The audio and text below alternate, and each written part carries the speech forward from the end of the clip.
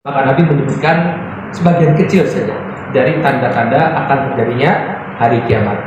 Antalidal amatahu rabbataha wa antaral kufatal uratal aliyatal alatal ri'asya yatatawaluna fil bunyan. Beliau kemudian menyebutkan antalidal amatu rabbataha. Tanda hari kiamat adalah seorang budak wanita melahirkan majikannya. Ada beberapa tafsir dari para ulama. Inilah yang nanti kita akan bahas ya. Tanda-tanda hari kiamat ini apa sih maknanya? Apakah kita pahami sesuai dengan letterlexnya atau ada makna yang lain? Maka para ulama kadang-kadang mereka berbeda pendapat dalam menafsirkan tanda-tanda hari kiamat itu apa maksudnya. Seperti ini, ya. Kita berikan contoh. Nabi mengatakan tanda kiamat itu antalidal amatu rabbataha. Budak wanita melahirkan majikannya. Ini tafsirannya yang pertama, bahwa nanti akan terjadi banyak penaklukan, ya, banyak orang-orang yang kemudian dijadikan budak.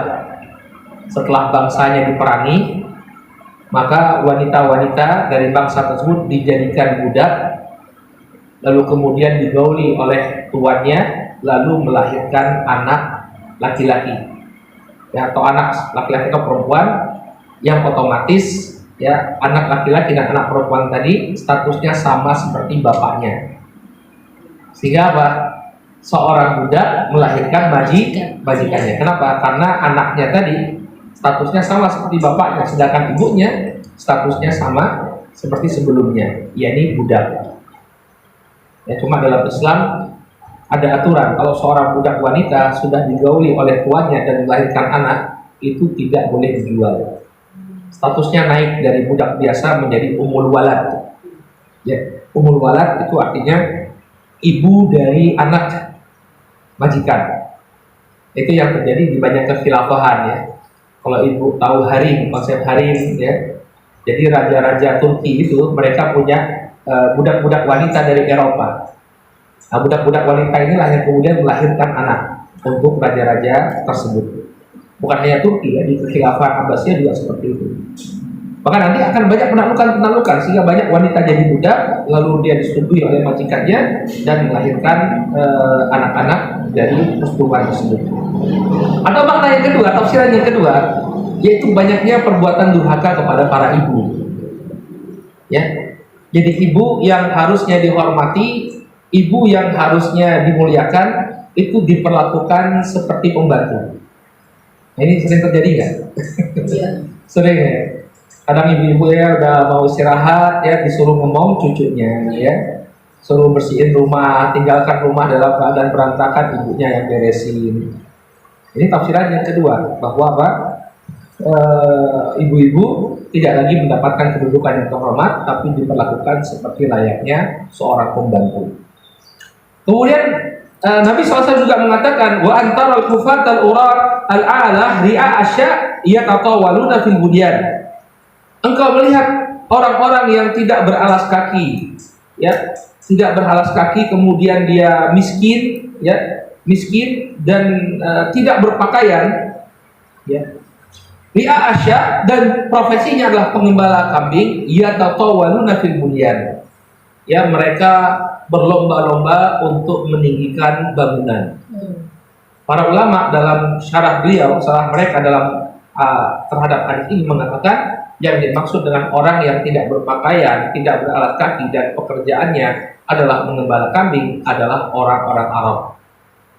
Karena ini pekerjaan mayoritas orang-orang Arab Badui. Mereka naik sekali statusnya. Yang dulunya mereka baju pun seadanya, bahkan kadang tidak beralas kaki. Pekerjaannya cuma mengembala kambing, mengembala domba. Sekarang berlomba-lomba untuk meninggikan bangunan, dan ini sudah terjadi. Kita lihat seperti di Dubai. Saya pernah nonton film dokumenter tentang keadaan Dubai ya, di Emirat itu ya, di TV Emirat saya pernah naik itu, digambarkan tentang keadaan Dubai zaman dahulu. Miskin sekali orang-orangnya. Ya, yang di lautan, yang dekat pantai, kerjaannya nelayan, nangkap ikan, miskin-miskin sekali mereka.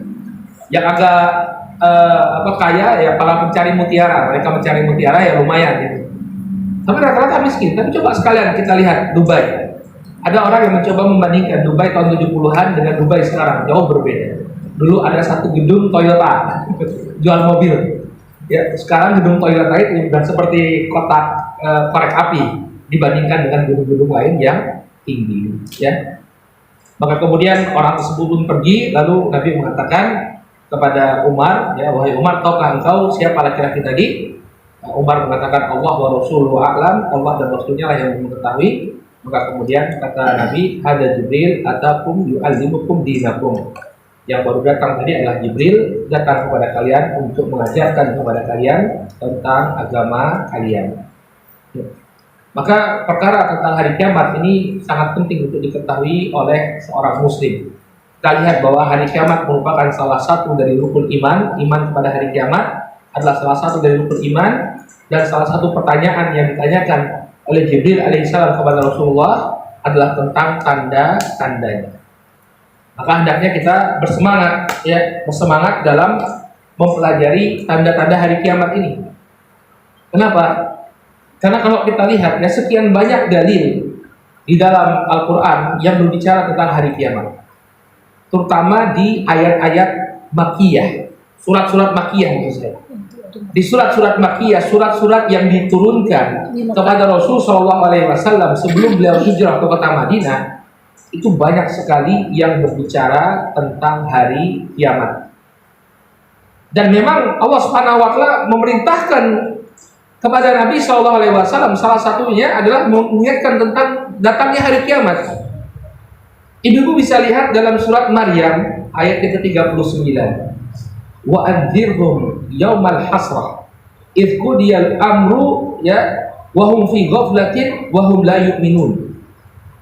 Berilah peringatan kepada mereka tentang yaumul hasrah, ya, hari kerugian, hari penyesalan. Nanti insya Allah di pertemuan kedua kita akan membahas tentang nama-nama hari kiamat.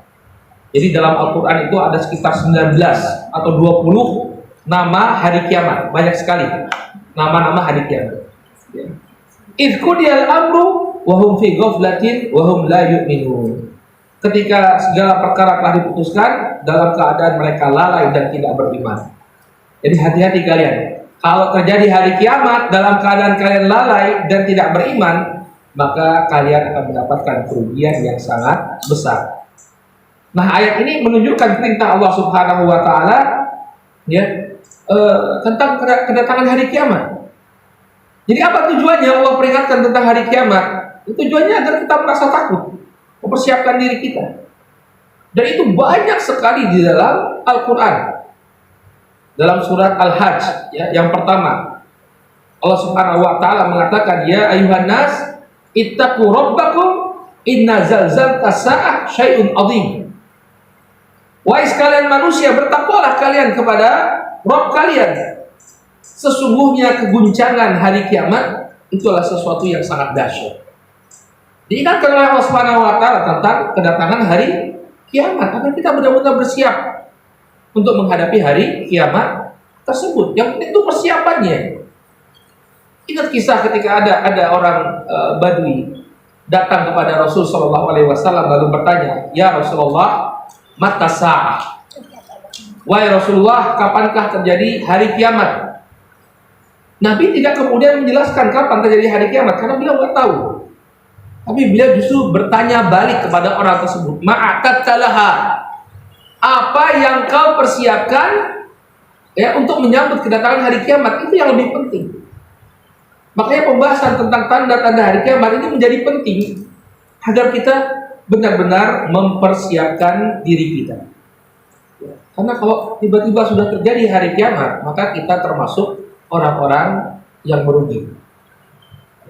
Kalau tidak mempersiapkan kedatangan hari kiamat tersebut dengan sebaik-baiknya. Dalam surat Muhammad ayat yang ke-18, Allah Subhanahu wa taala berfirman, "Fahal yanzuruna illa sa'ah an ta'tiyahum baghtatan faqad jaa'a asyratuha fa anna lahum idza ja'atuhum dzikrahum." Kata Allah Subhanahu wa taala, maka tidaklah yang mereka tunggu-tunggu itu kecuali hari kiamat. Dan hari kiamat itu datangnya baghtatan. Datangnya secara tiba-tiba, tanpa tanpa diduga-duga. Padahal faqad jaa asyratuha. Padahal tanda-tandanya sudah ditampakkan ke hadapan mereka, sudah datang tanda-tandanya. Tapi mereka lalai. Bisa jadi karena mereka tidak tahu itu tanda hari kiamat, bisa jadi mereka sudah tahu tapi memang melalaikan tanda-tanda tersebut. Fa anna lahum idja'atuhum dzikrahum. Maka kemana mereka? Kemana mereka ketika datang peringatan tentang datangnya hari kiamat? Artinya nggak ada faedahnya lagi ketika datang hari kiamat kamu sudah dikasih peringatan, maka yang demikian tidak lagi bermanfaat. Ya, ibu yang dirahmati Allah, penting sekali bagi kita untuk mempelajari tentang tanda-tanda hari kiamat. Bahkan ibu yang dirahmati oleh Allah, Nabi SAW itu sampai keluar ubannya ketika diturunkan ayat-ayat dan surat-surat yang berbicara tentang hari kiamat. Disebutkan dalam hadis riwayat Anas bin Malik radhiyallahu taala anhu, Nabi SAW itu tidaklah memiliki uban kecuali sekitar 14 sampai 20 lembar. 20 helai. Ya. Itu banyak apa sedikit? Sedikit ya. Sedikit. Makanya ibu juga penting itu ya, belajar tentang ciri-ciri fisik Rasulullah agar kita paham kalau bertemu dalam mimpi yang kita temui itu Rasulullah atau bukan. Karena ada orang ngakunya mimpi ketemu Rasulullah. Saya bertemu Rasulullah dalam mimpi saya. Kemudian dikatakan kepada orang tersebut, apa ciri-cirinya? Apa yang kamu temui itu siapa orangnya? Bagaimana ciri-ciri fisiknya? Lalu dia katakan, saya bertemu dengan seorang laki-laki yang sudah tua dan rambutnya sangatlah putih. Nah, jelas ya. Ya dia mungkin mimpi ketemu Sinterklas itu ya. Sinterklas putih semua. Jenggot putih, jenggot lebat putih, rambutnya juga putih. Wah, Sinterklas itu mungkin dia. Bukan Rasulullah ya. Rasulullah itu sedikit ubannya, sekitar 14 sampai 20 helai saja, kata Anas bin Malik. Nah, itu pun keluarnya kenapa? Karena diturunkan surat-surat yang berbicara tentang hari kiamat. Ya. Abu Bakar As-Siddiq radhiyallahu taala anhu pernah mengatakan ketika muncul uban di kepalanya Rasul sallallahu alaihi wasallam, beliau bertanya, "Mas sayyabaka?" Wahai Rasulullah, apa yang membuatmu beruban? Ya, mungkin mikir apa ya? Mikir keluarganya lah atau mikir umatnya. Ternyata beliau mengatakan, "Sayyabatni hudun wal waqi'ah wa amma yatasaalun wa idza syamsu kubirat." Maka Nabi SAW menjawab, aku telah dibuat beruban oleh surat Hud, surat Al-Waqi'ah, amma yatasaalun, dan idza syamsu kubirat. Kalau surat Hud itu berbicara tentang konsistensi dalam beramal, keistiqomahan. Adapun surat Al-Waqi'ah, amma yatasaalun, dan idza syamsu kuwirat, ini adalah surat-surat yang berbicara tentang dahsyatnya hari kiamat. Ya. Jadi dua hal ini, surat Hud itu berbicara tentang keistiqomahan. Berat gak istiqomah? Berat. Ya, berat. Anda melakukan satu amalan sekali saja itu gampang. Tapi kontinuitasnya itu yang berat. Maka ketika berbicara, surat Hud berbicara tentang keistiqomahan, Rasulullah merasa berat. Kemudian 3 surat setelahnya ini berbicara tentang hari kiamat. Dahsyat sekali hari kiamat tersebut, sampai-sampai kemudian ini menyebabkan Nabi SAW berubah. Jadi lagi-lagi ini menunjukkan kepada kita tentang pentingnya kita untuk beriman kepada hari akhir atau beriman kepada hari kiamat dan mempelajari tentang tanda-tanda hari kiamat. Dan selain Al-Quran banyak berbicara tentang tanda-tanda hari kiamat, Nabi SAW juga sering menyampaikan kepada para sahabat tentang tanda-tanda hari kiamat. Ya, apa tujuannya? Ya agar waspada. Ya. Gak mungkin Nabi menyampaikan tanda kiamat tanpa adanya tujuan penting. Ya, namanya seorang Muslim itu kan dia meninggalkan hal-hal yang tidak bermanfaat. Ya nggak, min husni islami mar'i tarku ma la ya'ni. Termasuk bagusnya keislaman seorang hamba, dia meninggalkan apa yang tidak bermanfaat. Ini Nabi yang mengatakan, maka nggak mungkin beliau menyampaikan sesuatu yang tidak bermanfaat. Jadi kalau ada orang yang mengatakan misalnya, ngomong ibu, ngapain sih kalian mempelajari tanda-tanda hari kiamat? Apa pentingnya? Ya, kita katakan, Nabi itu sering berbicara tentang tanda hari kiamat, menunjukkan bahwa itu adalah satu perkara yang sangat penting untuk kita ketahui. Bahkan beliau memberikan peringatan kepada para sahabat. Ibu lihat di dalam buku itu, ya, di awal-awal ada kisahnya An-Nawas bin Sam'an yang dia bercerita bahwa Nabi Shallallahu Alaihi Wasallam mengingatkan tentang keberadaan Dajjal. Ya, halaman berapa itu ada di buku?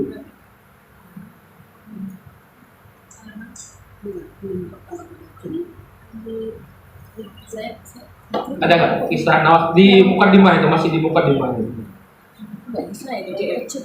Nggak bisa baca PDF? Nggak, maksudnya nggak terbaca kah? Bentar, ya. Masih halaman 20-an. Saya soalnya ini bikin ringkasan, ya. Saya bikin biar ibu kalau baca satu persatu seperti itu. Nah itu halaman 5. Halaman 5, coba buka halaman 5. Dzakara Rasulullah ad-Dajjal itu. Halaman 5 di Mukadimahnya. Ada enggak? Ya. Dzakara Rasul sallallahu alaihi wasallam ad-Dajjal dzata ghadah. Di suatu pagi Nabi sallallahu alaihi wasallam menyebutkan tentang Dajjal. Jadi bangkitnya Dajjal, munculnya Dajjal nanti ini merupakan salah satu tanda dekatnya hari kiamat. Kemudian apa? Wa khafadha fihi wa rafa'a. Ketika menceritakan tentang Dajjal itu, kadang-kadang Nabi meninggikan suaranya, kadang beliau merendahkan suaranya. Ya. Jadi ada intonasinya bermain ketika beliau menyampaikan tentang Dajjal. Hatta dhanannahu ya fi ta'ifatin nakhl. Sampai kami mengira bahwa Dajjal itu ada di sekitar pohon-pohon kurma yang ada di kota Madinah. Jadi benar-benar digambarkan oleh Nabi, beliau menggunakan intonasi yang sangat membuat para sahabat itu merasa takut tentang datangnya Dajjal. Falamma ruhna ilaihi arafa dzalika fina, ya. Maka kemudian ketika kami, ya, kata beliau di sini, falamma ruhna, ketika kami pergi menuju Nabi sallallahu alaihi wasallam, arafa dzalika fina. Ya, barulah kami mengetahui bahwa Dajjal itu tidak ada di tengah-tengah kami. Faqala ma sya'nukum. Kemudian mereka bertanya, Nabi bertanya kepada mereka, apa yang terjadi pada diri kalian? Qulna ya Rasulullah, zakarta Dajjal ghadan, fa khaffatta fihi wa rafa'ta hatta dhanannahu fi ta'ifatin nakhl. Wahai Rasulullah, ketika engkau menyampaikan tentang Dajjal, engkau kadang-kadang melemahkan suaramu, kadang-kadang engkau meninggikan suaramu, sampai kami mengira bahwa Dajjal itu ada di tengah-tengah kami, di tengah-tengah pohon kurma. Faqala ghairu Dajjal, ya, akhwafuni alaikum, ya, in yakhruj wa ana fikum wa fa ana hajijuhu dunakum. Yang aku khawatirkan kepada kalian itu bukan datangnya Dajjal saat dia keluar dalam keadaan aku bersama kalian. Kenapa? Karena aku akan melindungi kalian. Fa ana hajijuhu dunakum. Aku yang akan melindungi kalian dari Dajjal tersebut. Jadi sekarang Nabi itu masih hidup gitu ya. Nabi itu masih hidup di tengah-tengah para sahabat. Sehingga Dajjal itu tidak akan muncul. Ini bukan ini yang aku khawatirkan. Ya, karena kalau toh Dajjal muncul, aku akan melindungi kalian dari Dajjal. Yang dikhawatirkan oleh Nabi, wa in yakhruj, ya, walastu fikum, ya, famru'un hajijun nafsihi wallahu khalifati ala kulli muslim. Yang aku khawatirkan kalau Dajjal itu keluar dan aku tidak berada di tengah-tengah kalian, maka setiap orang melindungi dirinya sendiri, masing-masing, nafsi-nafsi. Ini yang dikhawatirkan oleh Nabi SAW. Wallahu khalifati ala kulli muslim. dan Allah yang akan menjadi penggantiku atas setiap muslim. Artinya kalau dia berlindung kepada Allah, benar-benar menjaga keimanannya, insya Allah dia akan terhindar dari fitnah Dajjal. Nah setelah itu ya Nabi SAW mulai menyebutkan tentang ciri-ciri Dajjal. Ini menunjukkan kepada kita perhatian Nabi SAW terhadap tanda-tanda hari kiamat. Sampai beliau mengingatkan para sahabat, ya sehingga para sahabat mengira Dajjal itu sudah muncul di tengah-tengah mereka. Jadi kan aware ya, para sahabat itu jadi apa? Aware gitu ya, aware tentang keberadaan Dajjal, ya, aware tentang keberadaan tanda-tanda hari kiamat. Nah inilah ibu-ibu yang dirahmati oleh Allah, ya beberapa perkara yang menyebabkan kenapa kita hendaknya meluangkan waktu untuk mempelajari tanda-tanda hari kiamat. Apalagi di balik kita mempelajari tanda-tanda hari kiamat, ini ada manfaat yang sangat besar. Di antaranya kalau kita belajar tentang tanda-tanda hari kiamat, diingatkan tentang tanda-tanda hari kiamat, ini akan memberikan semangat kepada kita untuk beramal soleh. Ya. Jadi kalau orang itu belajar disinggung tentang hari kiamat, ya dia akan ingat untuk beramal soleh. Disebutkan oleh Syekh Muhammad bin Shalih Al-Utsaimin dalam kitab An-Nubdzah fil Aqidah, dia mengatakan di antara tujuan dari iman atau hikmah di balik iman kepada hari kiamat yang kuat adalah ar-raghbatu fi fi'li tha'ah wa hisu 'alaiha raja'a li thawabi dzalikal yaum. Di antara hikmah seseorang itu kuat keimanannya kepada hari kiamat adalah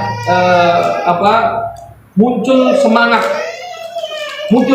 pada dirinya untuk melakukan amalan ketaatan karena dia mengharapkan balasan di hari kiamat tersebut. Ya. Jadi dia semangat dalam beramal ketika dia mempelajari tanda-tanda hari kiamat. Jadi kita selalu aware gitu ya, diingatkan bahwa kiamat itu pasti akan terjadi dan tanda-tandanya sudah ada. Ini akan melahirkan amalan pada diri seorang hamba. Dan kita lihat para sahabat, ya, mereka itu ketika beramal ya bukan karena motivasi dunia, tapi karena motivasi akhirat. Ya mereka sadar kalau mereka melakukan amalan saleh di dunia, maka nanti setelah hari kiamat mereka akan mendapatkan ganjaran yang luar biasa. Ya. Kenapa mereka sangat bersemangat dalam beramal sampai mereka bersedia untuk mengorbankan harta mereka, jiwa mereka untuk Islam? Karena keimanan mereka yang begitu tinggi terhadap hari kiamat. Dalam kitab itu disebutkan ya kisahnya sahabat Umair bin Humam Al-Ansari radhiyallahu anhu. Kalau saya tidak salah dalam perang Uhud ya, atau perang Badar, ya. Perang Uhud kalau nggak salah ya. Jadi Umair bin Humam ini ketika itu sedang menyongsong musuh dalam keadaan di tangannya ada sebutir kurma. Ya, ketika itu dia lihat musuh sudah mulai menyerang, lalu dia mengatakan kalau saya habiskan, ya saya tunggu kurma ini habis, maka alangkah sayang waktu yang terbuang. Kenapa? Surga di hadapan mati. Lalu saat itu Umair bin Humam melantunkan bait syair. Ya, Raddun ilallahi bi ghairi zadin illa tuqa wa amalil ma'adi was-sabri fillahi 'alal jihadi wa kullu zadin urdatun nafadi ghairat tuqa wal birri war rasyadi. Berlarilah menghadap Allah walaupun tanpa bekal kecuali ketakwaan wa amalil ma'adi dan amalan yang dipersiapkan untuk menghadapi hari kiamat. Amalil ma'adi. Ya. Jadi beliau itu termotivasi ketika kita menghadap Allah Subhanahu wa taala, berbekalah dengan ketakwaan dan amalan-amalan untuk menyambut hari kiamat. Jadi itu yang memotivasi beliau sampai beliau membuang kurma tadi karena musuh sudah ada di hadapan beliau. Beliau menyongsong kedatangan musuh. Dia katakan berlarilah menghadap Allah walaupun tanpa bekal kecuali ketakwaan dan amalan untuk hari akhir. Wasabri fillahi ala jihadi dan bersabar ya, bersabar di atas bersabar karena Allah Subhanahu wa taala di saat berjihad. Wa kullu zadin urdatun nafadi, dan setiap bekal yang kita miliki di dunia itu semua akan hancur. Ghairu tuqa wal birri war rasyadi, kecuali ketakwaan, kebaikan dan petunjuk. Syahid dari ucapan Umair bin Humam ini, ya, bahwa bekal yang akan bermanfaat bagi seseorang nanti, ya, setelah kematiannya adalah ketakwaan dan amalan-amalan yang dia persiapkan untuk menyambut hari kiamat. Jadi itulah yang memotivasi Umair bin Humam, ya, untuk berperang, menyerahkan jiwanya kepada Allah Subhanahu wa taala, memerangi musuh di jalan Allah Subhanahu wa taala. Kemudian faedah yang kedua dari kita mempelajari tanda-tanda hari kiamat, ya, bahwa mengingat kengerian hari kiamat ini akan mencegah kita dari perbuatan buruk. Kalau kita diingatkan tentang ngerinya hari kiamat, khawatir kita untuk melakukan keburukan. Kata Syekh Muhammad bin Shalih Al-Utsaimin, buah dari iman kepada hari akhir adalah ar-rahbatu inda fi'lil maksiyah waridho biha khaufan min iqabi dalikal yaum, yaitu merasa khawatir atau takut dari melakukan perbuatan maksiat atau ridho kepada perbuatan maksiat karena khawatir akan bencana yang akan dia alami pada hari tersebut. Takut dia, ya, kenapa nanti pada hari kiamat mendapatkan keburukan pada hari kiamat karena perbuatan dosa yang dia lakukan. Ya. Allah Subhanahu wa taala menyebutkan tentang orang-orang yang disiksa oleh Allah karena lupa akan datangnya hari kiamat. Dalam surat As-Sajdah ayat yang ke-14, Allah katakan kepada penduduk api neraka, "Fadzuqu bima nasitum liqa'a yaumikum hadza." Maka rasakanlah oleh kalian siksa ini dikarenakan kalian lupa liqa'a yaumikum hadza, pertemuan kalian dengan hari kiamat. Nah ini, dia lalai dengan datangnya hari kiamat, menyebabkan dia melakukan perbuatan dosa, menyebabkan dia melakukan perbuatan maksiat, bergelimang dengan dosa dan kemaksiatan. Maka nanti, ya, Allah ingatkan mereka, orang-orang yang melakukan perbuatan dosa ini, ya, kenapa kalian lupakah bahwa nanti akan ada hari kiamat? Makanya kalau kita diingatkan terus tentang hari kiamat, maka kita akan lebih berhati-hati dalam melakukan perbuatan dosa. Nah, ketika seseorang melupakan hari kiamat, ini menyebabkan Allah Subhanahu wa taala melupakan mereka. Allah mengatakan inna nasinakum, maka kami melupakan kalian. Artinya Allah tidak mencurahkan rahmatnya lagi. Allah Subhanahu wa taala tidak memberikan ampunannya kepada orang-orang tadi. Kenapa? Ada peringatan dari Allah, mereka abaikan. Sehingga al-jaza' min jinsil amal. Ketika seseorang mengabaikan peringatan-peringatan yang diberikan oleh Allah Subhanahu wa taala, maka di akhirat Allah pun akan abaikannya. Enggak Allah berikan rahmat, ya, enggak berikan ampunan, Allah siksa mereka. Fadzuqu adzabal khuldi bima kuntum ta'malun. Maka rasakanlah azab yang kekal karena apa yang selama ini kalian lakukan. Makanya peringatan-peringatan itu harus selalu ada pada diri kita. Ya, diingatkan dengan kematian, diingatkan tentang hari kiamat, karena ini bisa mencegah kita dari melakukan, ya, amalan-amalan keburukan.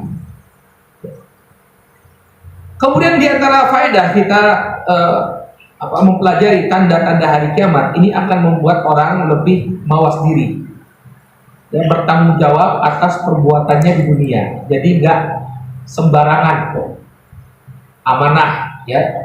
Dia jadi orang yang amanah, ya, dia tidak kemudian zalim mengambil hak orang lain, karena dia tahu suatu ketika akan terjadi hari kiamat, dan setelah itu apa yang dia lakukan akan akan dipertanggungjawabkan. Ada sebuah asar dari Umar bin Khattab, ya, dalam buku itu ada dibukukan oleh penulis, "Lau asarat baglatun fil Iraq, la dhanantu anna Allah, ya, sayas'aluni anha. Lima alam tasulaha at-tariq ya Umar." Ya. Kata Umar bin Khattab, kalau ada seekor baglah itu percampuran antara kuda dan keledai. Kalau ada seekor baglah itu terpleset di Irak, maka aku mengira di hari kiamat nanti Allah akan bertanya kepadaku, kenapa engkau tidak membenarkan atau meluruskan jalannya? Jadi kalau ada jalan berlubang, wahai Umar, wahai bupati, ya. Kalau ada jalan berlubang kemudian menyebabkan orang kecelakaan, nanti Allah akan tanya. Nah, syahid ini Umar mengatakan, ya, di hari kiamat nanti Allah pasti akan bertanya kepadaku. Jadi iman kepada hari kiamat, ya, itu akan melahirkan tanggung jawab, sikap tanggung jawab dan amanah pada diri kita. Ya, ketika kita diingatkan tentang dahsyatnya hari kiamat dan setelah kedahsyatan tersebut kita akan ditanya oleh Allah Subhanahu Wa Taala, maka kita akan berupaya untuk menjaga amanah yang dibebankan kepada diri kita. Ibu misalnya punya anak, ya, diurus dengan baik, ya, atau yang punya usaha yang dia jalankan, atau dia diamanahi, apapun itu amanahnya, dia berupaya untuk menjalankan amanahnya dengan baik. Dalam sebagian riwayat, ya, yang diriwayatkan oleh Al-Imam Abu Nu'aim dalam Hilyatul Awliya, ya, Umar mengatakan, "Law matat syatun ala syattil furat, ya, dha'i'atan la dhanantu anna Allah sa'alani anha yaumal qiyamah." Kata Umar bin Khattab, kalau ada seekor kambing mati di Sungai Furat, ya, Umar itu di Madinah, Furat itu di Irak. Tapi ketika itu kekuasaan Umar, ya, sebagai khalifah, itu mulai dari pesisir pantai utara Afrika sampai ke Iran. Ya, luas sekali, ya. Di masa Umar bin Khattab, luas sekali wilayah yang dikuasai oleh kaum muslimin. Maka semua wilayah ini berada di bawah tanggung jawab beliau. Sehingga beliau mengira, ya, kata beliau, kalau ada seekor kambing meninggal dunia gara-gara aku gak beres menjalankan pemerintahanku, maka pastilah aku akan ditanya oleh Allah Subhanahu Wa Taala pada hari kiamat. Ya, jadi kembali lagi pada hari kiamat. Ya, dengan mengingat hari kiamat, maka kita akan menjalankan amanah yang dibebankan kepada kita dengan lebih berhati-hati. Coba bayangkan, ya, takutnya Umar, ya, semakin luas wilayah yang dipegang oleh seseorang, maka semakin besar tanggung jawabnya. Makanya kita agak heran, kenapa orang berlomba-lomba untuk mendapatkan kekuasaan. Ya, padahal sebagian salaf justru mereka melepaskan diri dari kekuasaan. Kenapa? Tanggung jawabnya besar, tanggung jawabnya berat. Umar sampai mengatakan, kalau ada keledai yang terpeleset karena jalan nggak beres, atau ada kambing yang masuk ke sungai karena mungkin tidak dikasih pembatas dan lain sebagainya, ya, saya yakin saya nanti pasti akan dimintai pertanggungjawaban, ditanya oleh Allah Subhanahu Wa Taala pada hari kiamat. Ya, ini diantara hikmah atau manfaat yang akan kita dapatkan dari mempelajari tanda-tanda hari kiamat. Kemudian yang terakhir pembahasan kita di pagi hari ini, yang dirahmati oleh Allah, ya, apa jawaban kita bagi orang-orang yang mengatakan bahwa tidak mungkin hari kiamat itu akan terjadi, tidak mungkin adanya hari kiamat, tidak mungkin dunia ini bisa hancur. Ya, dunia ini sudah berjalan demikian baiknya, ya, semua benda-benda langit berjalan di atas orbitnya, maka tidak mungkin kalau kemudian semuanya ini hancur. Bagaimana jawaban kita, ya, terhadap orang-orang yang mengingkari terjadinya hari kiamat? Maka sesungguhnya jawaban terhadap orang-orang yang mengingkari hari kiamat ini sudah ada dalam Al-Quran. Kenapa? Karena kaum musyrikin itu mereka tidak meyakini adanya hari kiamat.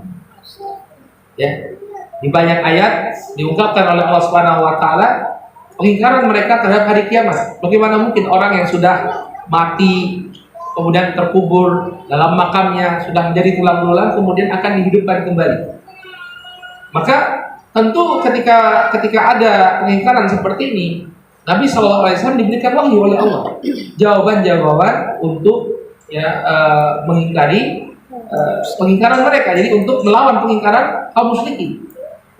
Maka jawaban yang pertama bahwa kalau Allah Subhanahu Wa Taala bisa menciptakan sesuatu dari ketiadaan, ya, kita dulu nggak ada, kemudian Allah ciptakan kita melalui bapak dan ibu kita. Artinya kita dulu nggak ada, kemudian ada. Maka apa sulitnya bagi Allah Subhanahu wa taala ya untuk menghancurkannya dan kemudian membangkitkannya kembali.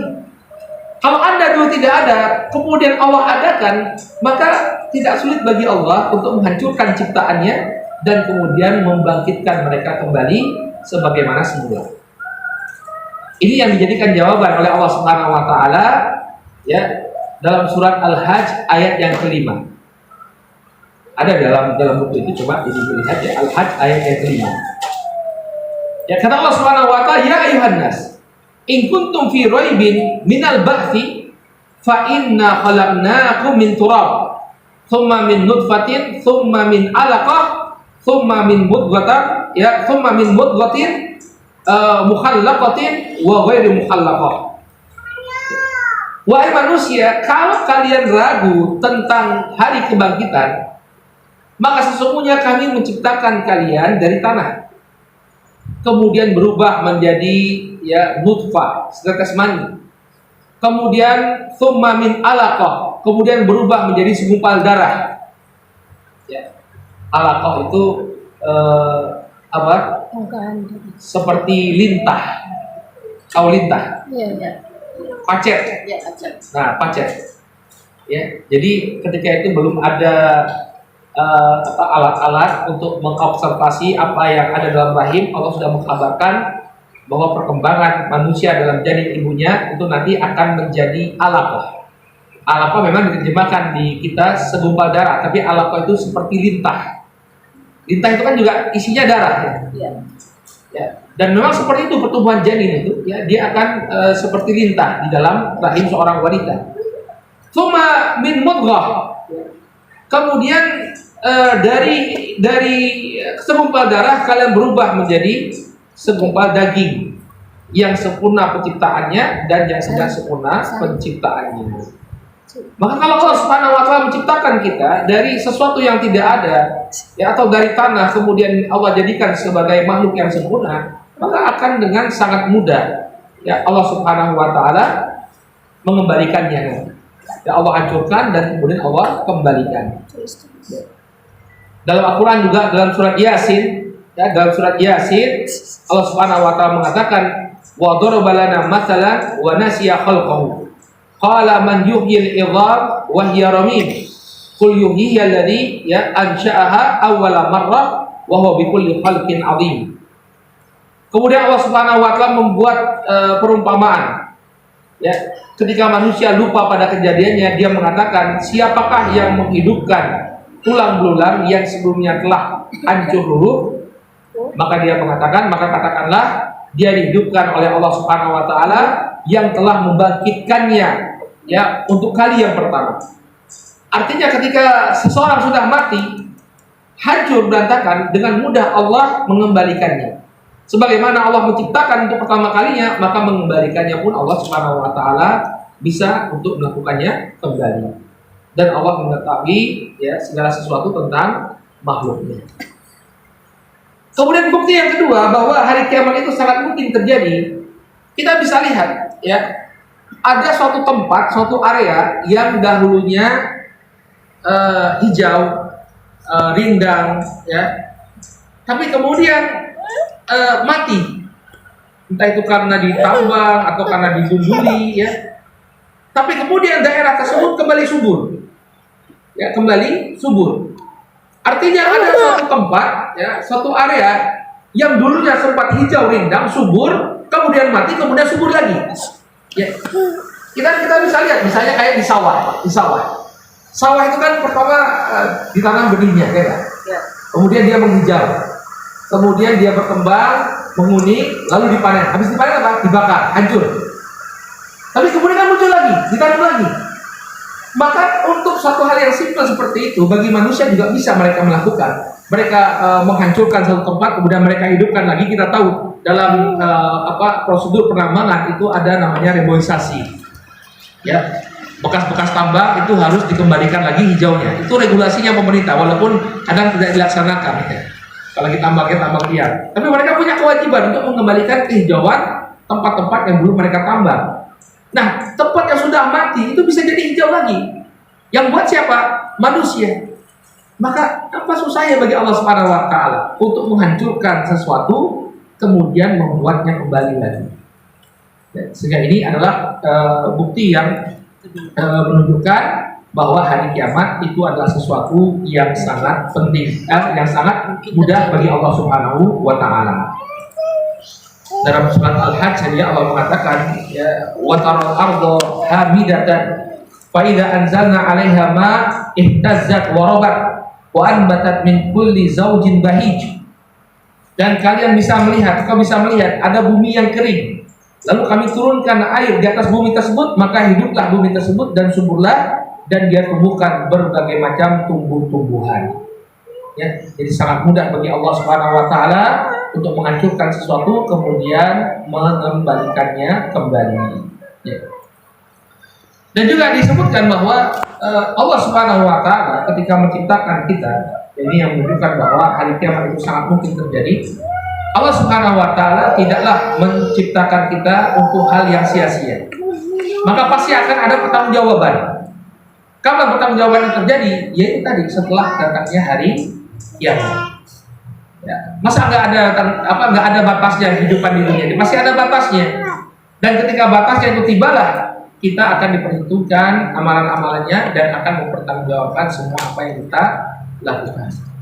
Allah mengingatkan dalam surat Al-Mu'minun, afa hasibtum annama khalaqnakum abatha wa annakum ilaina la turja'un fata'ala Allahul malikul haqq.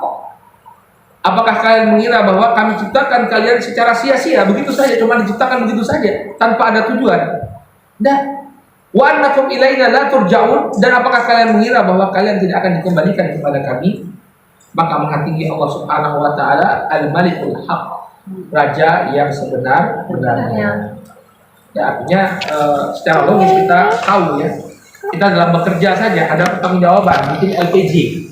Ya, artinya masa tugas kita itu ada masa akhirnya.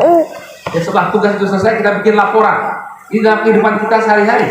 Orang juga misalnya dalam satu hari dia jadi kasir atau jadi apa, ada pertanggungjawabannya.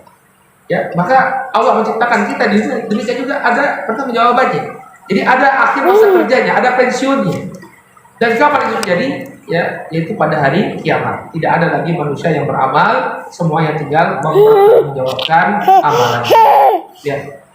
Maka ini semua adalah bukti bahwa sangat mungkin terjadinya hari kiamat. Sebagaimana Allah menciptakan kita dari ketiadaan, maka dengan mudah Allah mengembalikan kita. Demikian juga ketika Allah Subhanahu wa taala hancurkan suatu area, dengan mudah Allah menghidupkannya kembali, dan Allah Subhanahu wa taala tidaklah menciptakan kita untuk kesia-siaan, pasti akan ada akhir di mana kita mempertanggungjawabkan amalan-amalan kita. Wallahu taala a'lamu bishawab. Ya, mungkin ini yang bisa kita sampaikan, dan juga yang mungkin bisa motivasi kita ya untuk mempelajari tanda-tanda hari kiamat adalah banyaknya kitab-kitab yang ditulis oleh para ulama tentang tanda-tanda hari kiamat. Al-Imam Al-Hafidh Nu'aim bin Hammad Al-Khuzai, dia ulama yang lahir pada abad ketiga Hijriah, tahun 220 sekian. Beliau menulis kitab Al-Fitan. Fitnah. Arti fitnah itu adalah kejadian-kejadian dahsyat yang terjadi menjelang hari kiamat. Demikian juga Al-Imam Ibnu Qayyim rahimahullah, ya abad ke-8 Hijriah, beliau menulis kitab An-Nihayah. Ya, An-Nihayah yang berbicara juga tentang hari-hari kiamat, dan banyak lagi ya, para ulama yang menulis kitab khusus membicarakan tentang tanda-tanda hari kiamat. Makanya yang dirahmati Allah, ya, kita bismillah ya, memohon kemudahan Allah, kita akan coba untuk membahas serius tanda-tanda hari kiamat ini untuk mendapatkan kebaikan-kebaikan yang tadi telah kita sebutkan. Mungkin demikian yang bisa kita sampaikan pada pertemuan kali ini. Insya Allah di pertemuan yang akan datang di bulan depan kita akan bahas ya nama-nama hari kiamat. Dalam kitab ini penulis menyebutkan paling tidak ada 19 nama hari kiamat. As-sa'atu, ya, kemudian yaumul ba'ats, yaumuddin, yang kita dalam Al-Fatihah itu nyebut ya. Malik Yaumiddin.